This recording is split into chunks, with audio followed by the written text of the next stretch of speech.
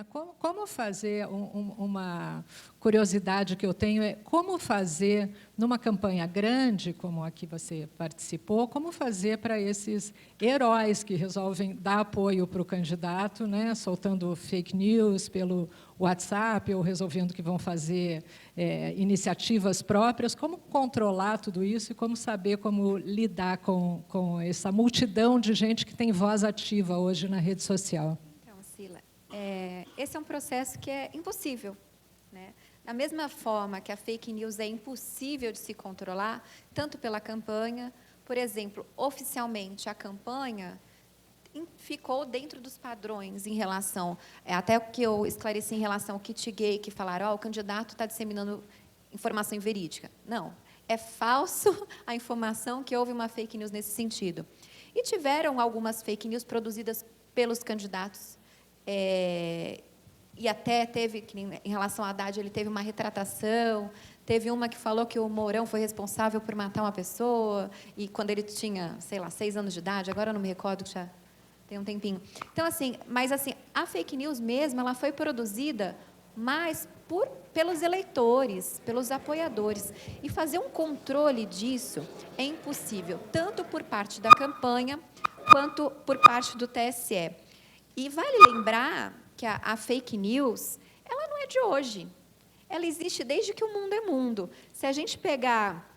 Aqui eu peguei um dado aqui, né? Quem trouxe esse termo, quem cunhou esse termo de forma... Opa. Agora está. Não, agora não está ouvindo. Alguém ajuda? Não sei. Já começaram? Não, desculpe interromper.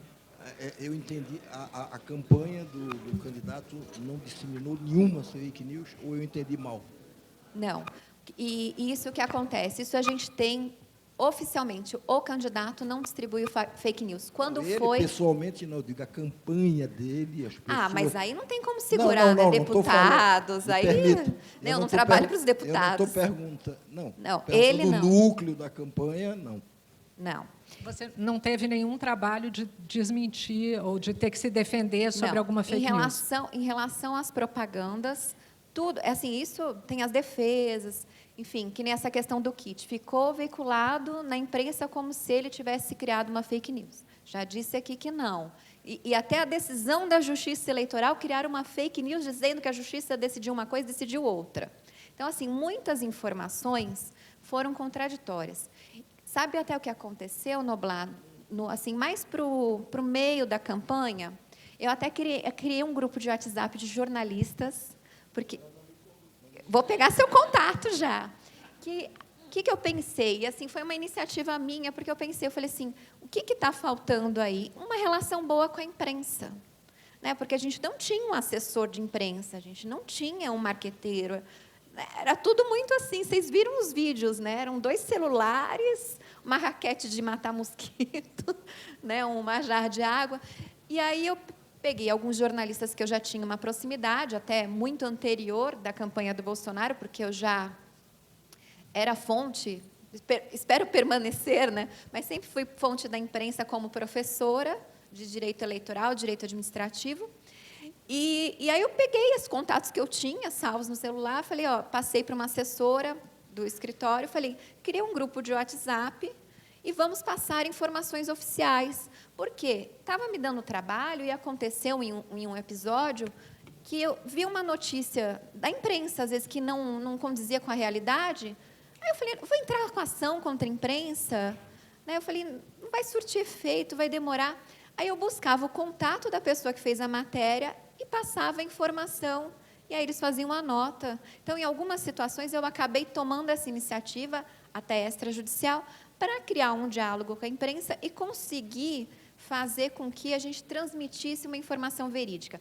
Até porque, mesmo antes da campanha, eu acabava ajudando os amigos jornalistas até para tirar uma dúvida. Às vezes me vinha um WhatsApp, ontem mesmo, teve uma consulta no TSE, em relação à cláusula de barreira. Aí uma jornalista me mandou uma mensagem falando assim, olha, me tira uma dúvida, é só uma dúvida mesmo para eu poder escrever a matéria. Como que ficou? Aí eu respondi para ela, mandei o parecer da consulta. ela leu, conseguiu fazer a matéria. Então, assim, mais o papel de professora, né, nem tanto de advogada, eu acho que a gente tem esse papel de ajudar também a imprensa, porque isso é bom para a sociedade. Se a gente conseguir trazer a informação verídica, a imprensa conseguir propagar isso, é um grande avanço. Por quê? Não tem como a gente impedir a fake news, porque são cidadãos. O Facebook, por exemplo, tem um número absurdo de usuários. Boa parte desses usuários não tem a mesma qualificação técnica que a gente tem para conseguir discernir. Eu vi uma pesquisa do Ibope aqui, em relação ao WhatsApp. 73% das pessoas declararam não receber conteúdo fake news, né? 75% dos que receberam falaram que não mudaram de opinião. E 56% chegou a checar se era verídico ou não. Qual que é o problema disso? Porque tem uma parcela da sociedade que vai replicando fake news sem saber se é verdadeiro. Uma vez eu, sem querer, não em campanha, que eu não sou militante, meu perfil é bem discreto, mas assim, tinha alguma notícia de assédio, alguma coisa assim, que é uma bandeira que eu trabalho, a questão de participação da mulher na política, alguma notícia eu compartilhei, porque eu achei que a fonte era verdadeira. Aí um amigo falou assim, Karina, isso é fake. Na hora eu excluí e pus um post pedindo desculpa por ter compartilhado uma fake news. Então, isso aconteceu comigo e pode acontecer com as pessoas. E o pior são as pessoas que não checam, as pessoas que não estão preocupadas, ou que no calor, porque a gente teve uma onda nessa eleição de ódio, e ódio das duas partes, né, das outras tantas partes. Então, os eleitores brigavam, as pessoas se odiavam de graça. Eu sempre fui técnica.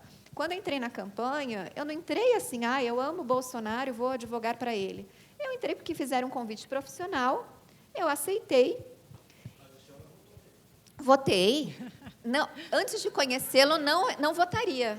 Antes de conhecer, porque eu via só notícias a respeito dele. Aí eu falava assim, não vou votar nesse cara, não tem condição. E assim, eu tinha mandado uma proposta para o Álvaro Dias, até encontrei ele esses dias, eu falei, você não quis me contratar, né? Aí ele até brincou, ele falou assim, eu estava sem dinheiro. Poderíamos ter outros destinos. Né? E só concluindo-se lá. E aí o que aconteceu? Quando eu comecei a atuar na campanha, conheci o Jair Bolsonaro, eu falei, nossa, ele não é esse monstro que está sendo pintado. E hoje eu gosto dele, votei com convicção. E assim, eu acho que, espero que assim, ele vai ter 4 anos para trabalhar isso. E um trabalho que vai ter que ser feito é esse diálogo com a imprensa. Então, se eu puder, de alguma forma, ajudar, contribuir, eu vou fazer isso, porque a imprensa ela acaba sendo responsável pela informação. Não adianta a gente falar assim, como combater fake news? É impossível. O fake news existe desde que o mundo é mundo. Aqui eu peguei um dado que, em 1274, teve a vitória, foi propagada, né, uma pintura da vitória das tropas de Ramsés II. E foi uma batalha que eles perderam. Então, assim, eles fizeram lá uma imagem da vitória.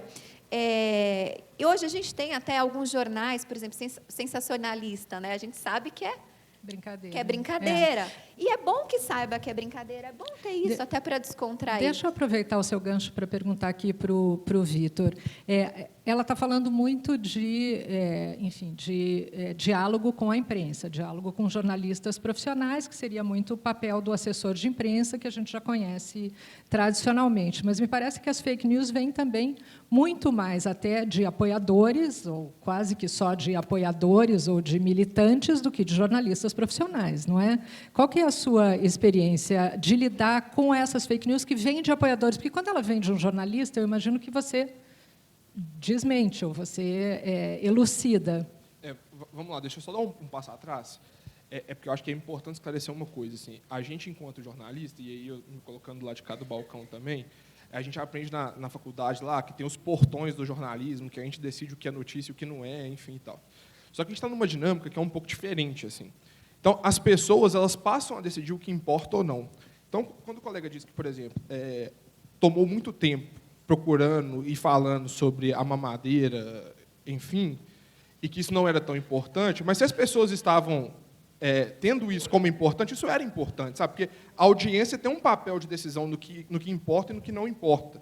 Eu acho que isso é um ponto que a imprensa precisa apreender mais, assim. E eu estou fazendo mesmo uma autocrítica aos jornalistas, assim, sabe?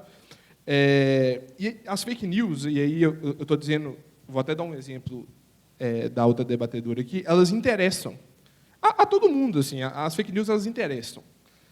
Por exemplo, o Vende, caso, né? Vende. Vende. O Todo caso mundo do quer kit saber. gay que a senhora trouxe para a gente. A senhora repetiu a palavra kit gay umas 18 vezes. Não importa se o kit gay existiu ou não. O que ficou na cabeça de todo mundo é kit gay. Pronto, resolveu o problema de comunicação. Estou falando do ponto de vista da comunicação, especificamente.